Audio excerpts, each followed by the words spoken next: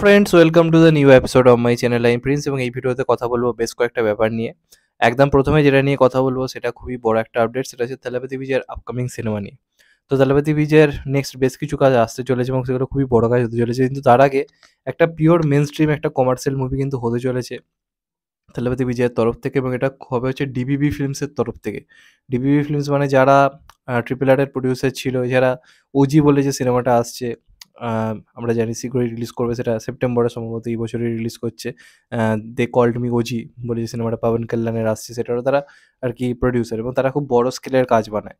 তো ডিবিবি ফিল্মসের সঙ্গে আপকামিং একটা সিনেমার জন্য কিন্তু তেলাপতি বিজয়ের নাম কিন্তু উঠে এসছে, এবং যতদূর সম্ভব স্ক্রিপ্টও মানে এখন অব্দি প্রাথমিক পর্যায়ে কথাবার্তা হয়েছে এবং রাজি রয়েছে, মানে রাজি হ্যাঁ তো রয়েছে মানে তেলাপতি বিজয়ের তরফ থেকে। এবার ফাইনালি কী হয় সেটার উপর অনেক কিছু ডিপেন্ড করছে। তবে এটুকু শিওর এই কাজটা হতে চলেছে এবং খুব শীঘ্রই কিন্তু এটা একটা অ্যানাউন্সমেন্ট আসবে, যেটুকু যা জানা যাচ্ছে। তো দেখা যাক কী হয়। তো এই প্রোডাকশন হাউসে যদি তেলাপতি বিজয় কাজ করে, সেটা অবভিয়াসলি একটা বিরাট বড় ব্যাপার। তোমরা এটা নিয়ে কতটা এক্সাইটেড কিন্তু অবশ্যই কমেন্ট করে জানাও।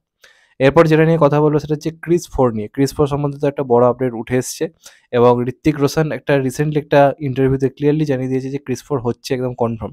এটা নিয়ে কোনো ডাউট নেই, এবং হতে হবেই বস। কারণ ঋত্বিক রোশনের শেষ কয়েক বছরে বক্স অফিস কিন্তু অতটা ভালো নয়। সুপার 30 বলি, তারপর যদি বলি ভেদার কথা, তারপর আমরা যদি বলি এই যেটা রিলিজ করলো ফাইটার, প্রত্যেকটা কিন্তু বক্স অফিসে আসানোর বিজনেস করতে পারছে না।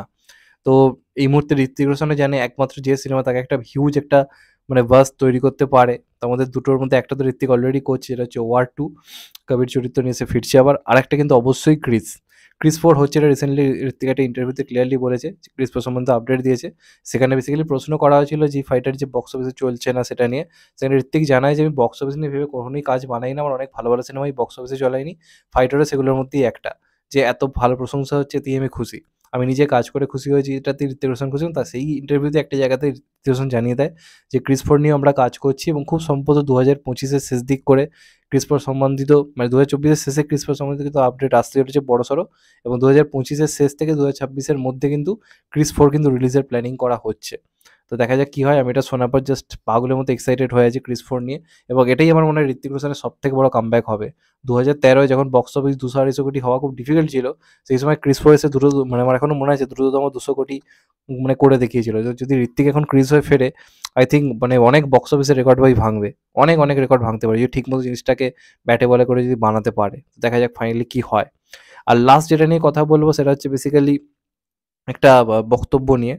তো রণবীর কাপুর যখন অ্যানিমেলের প্রমোশনের জন্য তেলেগু ইন্ডাস্ট্রিতে গেছিলো, তেলেগুর একটা হায়দ্রাবাদের একটা জায়গাতে গেছিলো, সেখানে একজন অ্যাঙ্কার খুব বাজেভাবে বলিউডকে অপমান করেছিল। বলেছিল যে এখন তেলেগু ইন্ডাস্ট্রি যে জায়গাতে পৌঁছে গেছে, ওইসব বোম্বে টোম্বে আগে ছিল, মুম্বাই টুম্বাই ইন্ডাস্ট্রি ওসব এখন ভোগে, এখন গোটা মানে ইন্ডিয়াতে রাজত্ব করবে একটা ইন্ডাস্ট্রি তেলেগু, এবং বলিউড রীতিমতো তেলেগুর পায়ের তলায় থাকবে। এরকম একদম রণবীর কাপুরের সামনে ওপেনলি বলেছিল।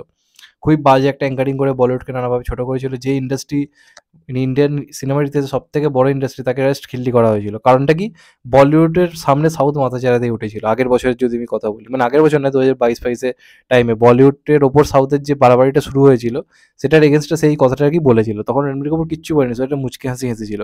এই বছর মানে অ্যানিমেল দিয়ে রণবীর কাপুর প্রমাণ করে দিয়েছে বলিউডটা কোথায় এবং রণবীর কাপুরের স্টারডামটা কোথায়। মানে সমস্ত রকমের বুলি উড়িয়ে দিয়েছে, এখন সাউথ মুখ লুকাতে পারবে না।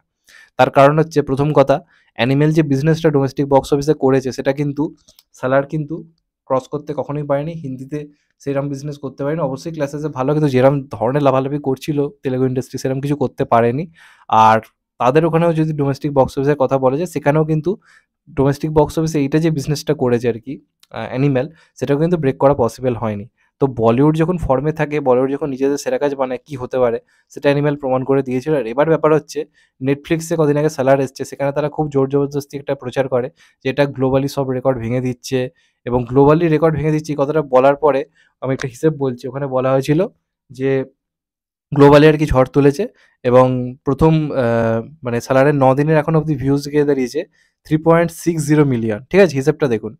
মানে এত বড় বড় কথা বলার পর ওদের 9 দিনে এখন অবধি ভিউজ হয়েছে 3.60 মিলিয়ন, এবং তারা বারবারই বলেছে গ্লোবালি এটা হয়েছে।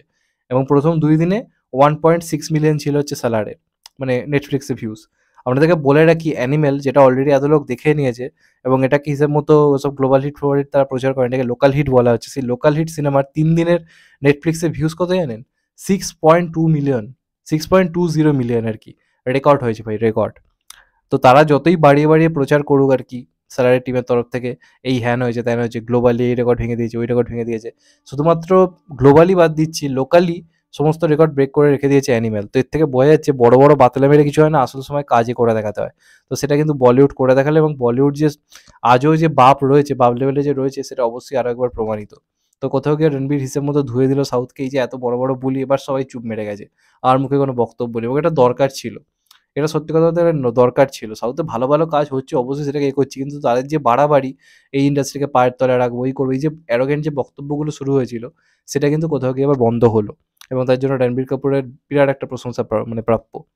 যাই হোক, এটা নিয়ে তোমাদের বক্তব্য অবশ্যই কমেন্ট করে জানাও। যদি চ্যানেলটা নতুন হয়ে থাকো, চ্যানেলটাকে সাবস্ক্রাইব করে দিও and get the bell icon. ভালো থেকো সবাই, টেক কেয়ার, নমস্কার, আবার দেখা হবে। এখন তো ভাই সবাই ভালো থেকো, সুস্থ থেকো, নমস্কার, টেক কেয়ার, আবার দেখা হবে।